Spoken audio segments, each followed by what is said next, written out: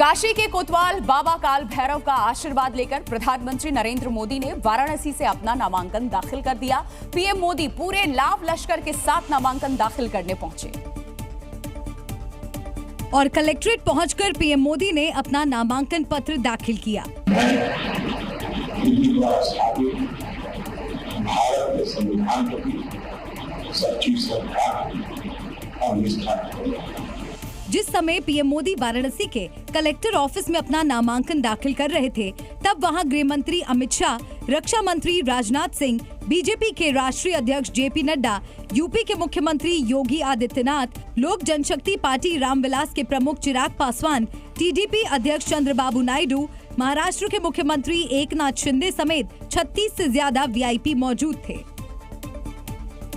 प्रधानमंत्री नरेंद्र मोदी के नामांकन में 4 प्रस्तावक भी शामिल हुए। प्रस्तावकों में रामलला की प्राण प्रतिष्ठा का शुभ मुहूर्त निकालने वाले गणेश्वर शास्त्री भी थे। और प्रस्तावक बनाने में जातिगत समीकरण का भी बीजेपी ने पूरा ध्यान रखा। दरअसल गणेश्वर शास्त्री को प्रस्तावक बनाकर बीजेपी ने ब्राह्मणों को साधने की कोशिश की। क्योंकि गणेश्वर शास्त्री का नाता दक्षिण भारत से है और वो अभी काशी आकर गंगा किनारे रहते हैं, इसलिए बीजेपी ने उन्हें प्रस्तावक बनाकर दक्षिण के राज्यों को भी साधा। इसके अलावा ओबीसी वर्ग से बीजेपी ने 2 प्रस्तावक बनाए, जिसमें बैजनाथ पटेल का नाम शामिल है। बैजनाथ पटेल संघ के पुराने कार्यकर्ता हैं और सेवापुरी गांव में रहते हैं। सेवापुरी और रोहनिया विधानसभा में करीब 2 लाख वोटर हैं। वहीं ओबीसी वर्ग से ही लालचंद कुशवाहा को प्रस्तावक बनाकर बीजेपी ने कुशवाहा वोटरों को साधने की कोशिश की। इसके अलावा बीजेपी ने संजय सोनकर को प्रस्तावक बनाया, जो दलित समाज से आते हैं और दलित समाज में अच्छी खासी पैठ रखते हैं। नामांकन दाखिल करते समय प्रधानमंत्री नरेंद्र मोदी ने शुभ मुहूर्त का पूरा ध्यान रखा और शुभ मुहूर्त में ही 11:40 पर अपना नामांकन दाखिल किया। प्रधानमंत्री ने 14 तारीख को ही नामांकन के लिए क्यों चुना, इसके पीछे की वजह भी आइए आपको बताते हैं।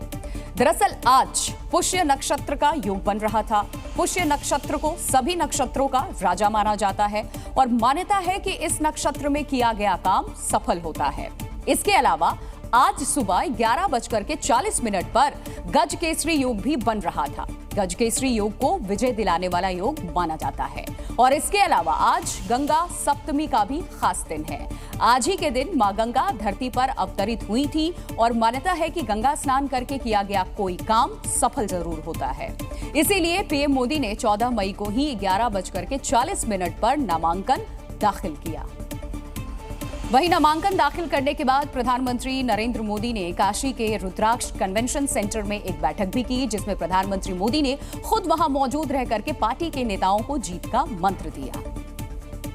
और पीएम मोदी ने अपने सहयोगी दलों के नेताओं को अगले चरणों के मतदान के लिए रणनीति भी बताई। बैठक के बाद जब पीएम और एनडीए के सहयोगी दलों के नेता बाहर आए तो वो पीएम मोदी से जीत का मंत्र पाकर बेहद उत्साहित दिखे और तमाम नेताओं ने तो 400 पार की आवाज और बुलंद कर दी। हम बिल्कुल नहीं मानेंगे हार, हम करेंगे 400 पार। इस चुनाव में कांग्रेस और इंडिया आघाड़ी की होने वाली है हार, फिर हम क्यों नहीं करेंगे 400 पार। देश भर में उनके नाम पर लोग चुनाव जीतते हैं और उनको चुनाव जीतने में क्या दिक्कत है, भारी मतों से यहाँ से चुनाव जीतेंगे। ये कोई शक्ति प्रदर्शन नहीं है, ये समर्पण भाव है हमारा हमारे प्रधानमंत्री जी के प्रति। चूंकि 24 के चुनाव में बीजेपी को हराने के लिए विपक्ष ने इंडिया गठबंधन बनाया था, लेकिन चुनाव आते आते गठबंधन की जड़ें कमजोर हो गईं। वहीं कन्वेंशन सेंटर में बैठक करके बीजेपी ने अपनी ताकत दिखाई और इसे मोदी के शक्ति प्रदर्शन से जोड़कर देखा गया। क्योंकि काशी से एनडीए नेताओं ने 400 पार का नारा लगाया तो विपक्ष की तरफ से भी बयान सामने आ गया। आरजेडी नेता तेजस्वी यादव ने दावा किया कि बीजेपी की 2024 में छुट्टी हो जाएगी और इंडिया गठबंधन की सरकार बनेगी। नीतीश कुमार तो रोड शो में अब कमल का फूल पकड़े हुए हैं। वो लोगों ने काफी हमको फोन किया, लोग काफी तकलीफ में थे। कई लोग संपर्क में रहते हैं। हाँ, लोग दुखी थे। जो गिरा हुआ चेहरा एक तरह से आप कह सकते हैं, लग रहा था जबरदस्ती किसी ने खड़ा किया। खैर इस पे ज्यादा टिप्पा टिप्पणी हमको नहीं करना, लेकिन नीतीश जी ने कहा था जो 14 में आए हैं वो 24 में जाएंगे। उसी एजेंडे पे हम काम कर रहे हैं। उन्होंने जो सिखाया है कि इनको कैसे बाहर करना है, तो उसी एजेंडे पे हम काम कर रहे हैं और मुझे पूरा विश्वास है कि अंदर से भी वो यही चाहते हैं। नामांकन से पहले प्रधानमंत्री नरेंद्र मोदी ने पूजा अर्चना भी की। सुबह 8:30 बजे ही पीएम मोदी काशी के प्रसिद्ध दशाश्वमेध घाट पहुंच गए और गंगा की आरती की, क्रूज की सवारी भी की।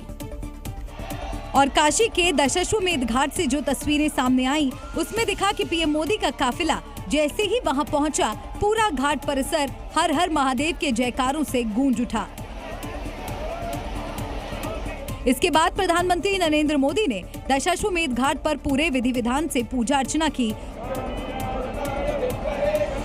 और मां गंगा की आरती उतारी। पूजा खत्म करने के बाद पीएम मोदी ने क्रूज की सवारी की और फिर काल भैरव मंदिर पहुंचे। यहां उन्होंने दर्शन पूजन किया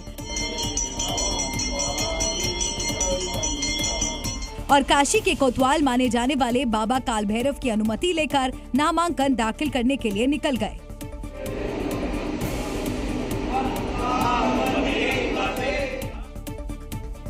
नामांकन दाखिल करने से पहले प्रधानमंत्री नरेंद्र मोदी ने एक भावुक वीडियो भी शेयर किया है। वीडियो में पीएम मोदी ने काशी को अपनी मां बताया और कहा कि काशी से उनका मां बेटे जैसा रिश्ता है। इस वीडियो में पीएम मोदी ने बताया कि काशी से उन्हें कितना लगाव है। मैं जब 2014 में काशी गया तो मेरे मुंह से ऐसे ही एक भाव निकल गया, न मैं यहाँ आया हूँ, न मुझे किसी ने भेजा है, मुझे तो माँ गंगा ने बुलाया है। लेकिन आज 10 साल के बाद मैं पूरे भावुकता से कह सकता हूँ, आज मुझे लगता है कि माँ गंगा ने मुझे गोद लिया है। 10 साल बीत गए, काशी से इतना नाता जुड़ गया कि अब मैं कभी भी बोलता हूँ तो यही कहता हूँ, मेरी काशी। काशी में पिछले 10 साल में हुए बदलाव भी इस वीडियो में दिखाए गए, जिसमें प्रधानमंत्री नरेंद्र मोदी ये दावा करते नजर आए कि काशी पहले बदहाल और बेहाल थी, लेकिन बदल चुकी है। पीएम मोदी ने वीडियो के जरिए काशी की जनता को संदेश दिया कि 10 साल पहले बनारस की जनता ने उन्हें चुना था, लेकिन अब वो बनारस के हो गए हैं। 10 साल पहले आप लोग हमके बनारस का सांसद बनैला, अब 10 साल में बनारस हमके बनारसी बना देले। और एक बड़ी खबर इस वक्त सामने आ रही है। राहुल गांधी से खबर जुड़ी हुई है। कांग्रेस के सांसद राहुल गांधी ने रायबरेली और अमेठी को लेकर के वीडियो शेयर किया है। राहुल ने कहा है कि रायबरेली और अमेठी हमारे लिए सिर्फ चुनाव क्षेत्र नहीं है, हमारी कर्म भूमि है, जिसका कोना कोना पीढ़ियों की यादें संजोए हुए हैं। मां के साथ पुरानी तस्वीरों को देख करके पापा और दादी की याद भी आ गई, जिनकी शुरू की गई सेवा की परंपरा मैंने और मां ने आगे बढ़ाई। अमेठी और रायबरेली जब भी हमें पुकारेंगे, हम वहां मिलेंगे। ये वो वीडियो है जो राहुल गांधी की तरफ से शेयर किया गया। ये तस्वीर है। राहुल गांधी ने बताया कि ये सिर्फ चुनावी क्षेत्र हमारे लिए नहीं है, हमारी कर्म भूमि है।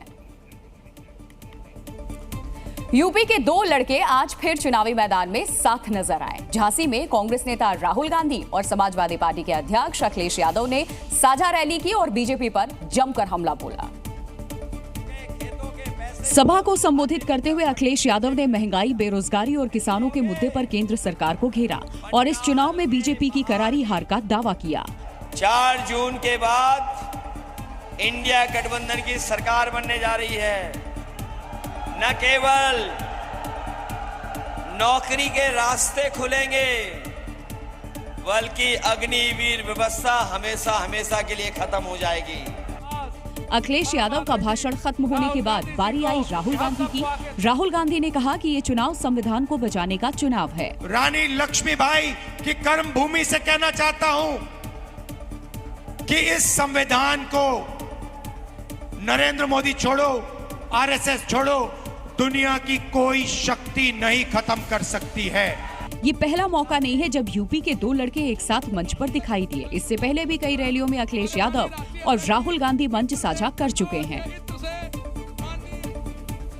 पांचवें चरण के लिए सभी दलों के नेता धुआंधार चुनावी प्रचार में जुटे हुए हैं और यूपी के सीएम योगी आदित्यनाथ ने बाराबंकी में एक रैली की और पाकिस्तान का जिक्र करते हुए कांग्रेस पर जोरदार हमला बोला। तो वहीं अमेठी में एक सभा के दौरान प्रियंका गांधी ने बीजेपी पर जनता को गुमराह करने का आरोप लगाया। या तो रामद्रोही मोदी जी का विरोध कर रहा है या पाकिस्तान विरोध कर रहा है।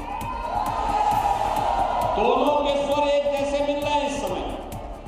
भाजपा के नेता हैं, ये चाहते हैं कि आपको धर्म के नाम पर, जाति के नाम पर आपके जज्बातों को उभार दें और फिर उस आधार पर वोट लेते हैं, अपने काम के आधार पर वोट नहीं लेते।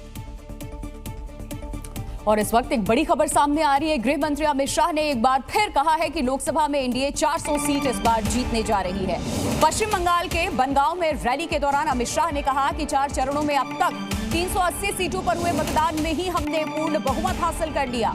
बीजेपी इन 380 में से 270 सीट जीत रही है और अब उनका फोकस 400 सीट हासिल करने पर है।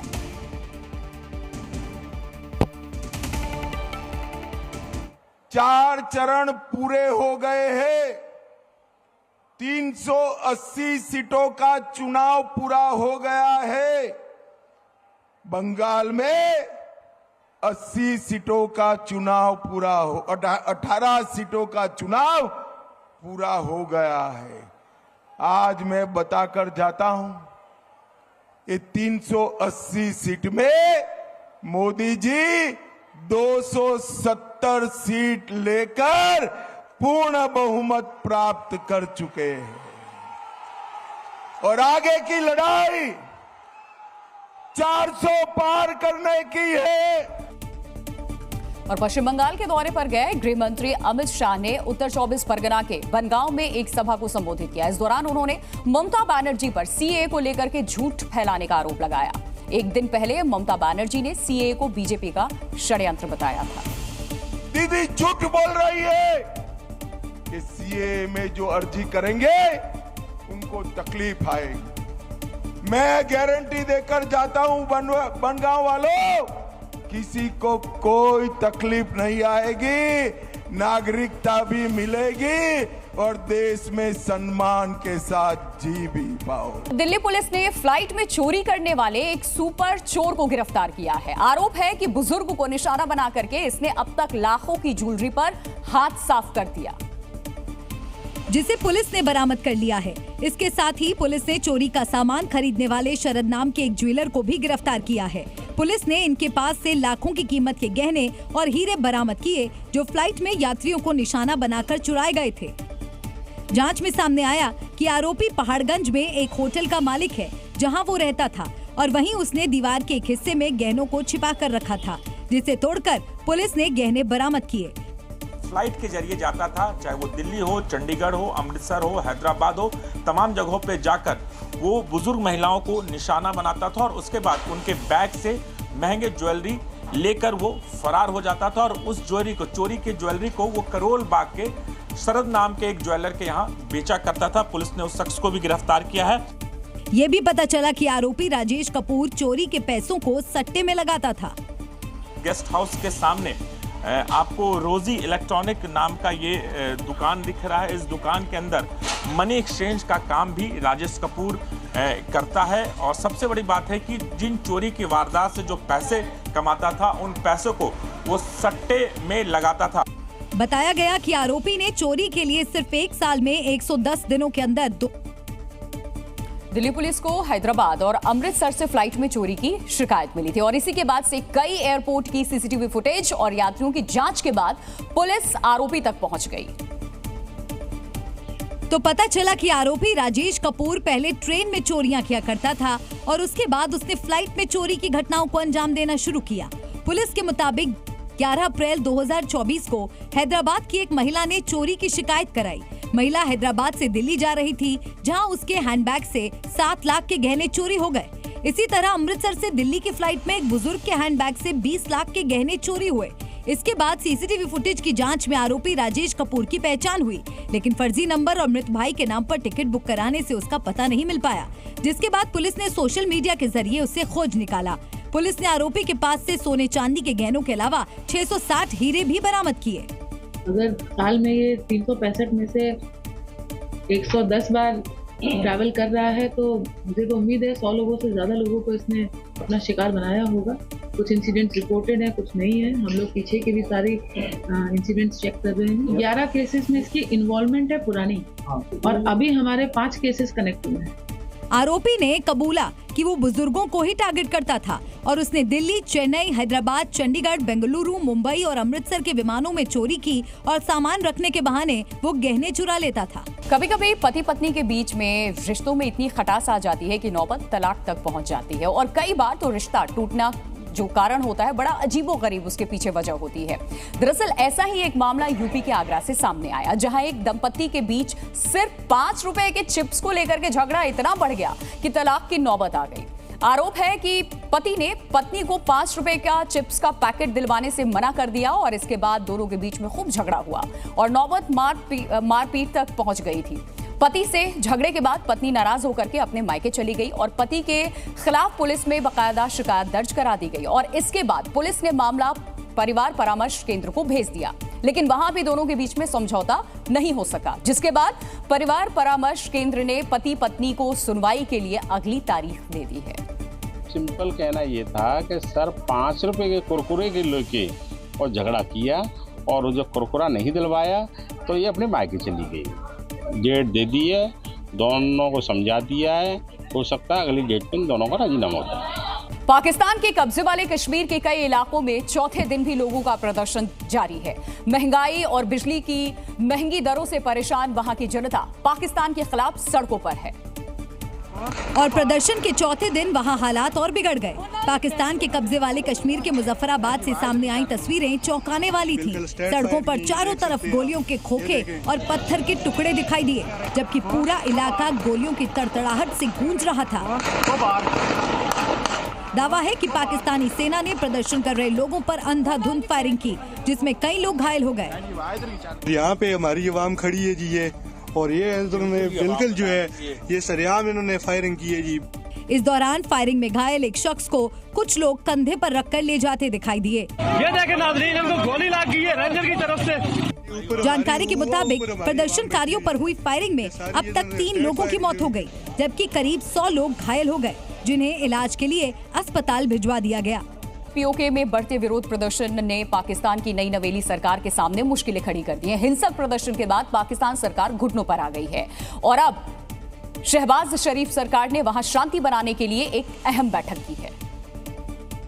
बैठक के बाद पाकिस्तान की सरकार ने पीओके के लिए तत्काल प्रभाव से 23 अरब रुपए का बजट मंजूर किया, तो वहीं शहबाज शरीफ ने पुलिस और प्रदर्शनकारियों के बीच हुई हिंसक झड़प पर चिंता जताते हुए लोगों से शांति बनाए रखने की अपील की, लेकिन लोगों का गुस्सा शांत नहीं हुआ और सड़कों पर टायर जलाकर प्रदर्शन किया। इस बीच पीओके के मानवाधिकार कार्यकर्ता अमजद अयूब मिर्जा ने भारत सरकार से हस्तक्षेप करने की मांग की। We also request the Indian government to instruct the Ministry of External Affairs to summon the Pakistan ambassador and ask for an explanation.